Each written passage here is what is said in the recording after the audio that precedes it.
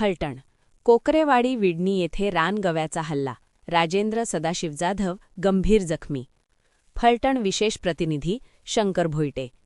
फलटण तालुक्यातील कोकरेवाडी विडणी येथे रानगव्याच्या हल्ल्यात राजेंद्र सदाशिव जाधव हे गंभीर जखमी झाले आहेत. ही घटना आज सकाळच्या सुमारास घडली असून परिसरात भीतीचे वातावरण निर्माण झाले आहे.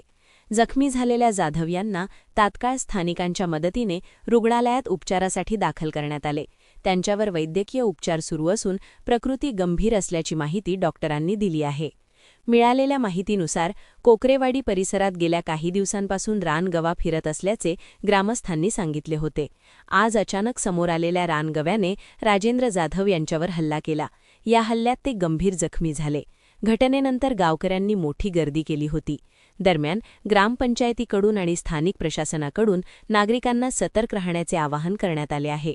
विनाकारण बाहेर पडू नये, शेतात किंवा मोकळ्या जागेत एकटे जाऊ नये, तसेच रानगवा दिसल्यास त्वरित वनविभागाला माहिती द्यावी, असे सरपंच सागर अभंग यांनी सांगितले.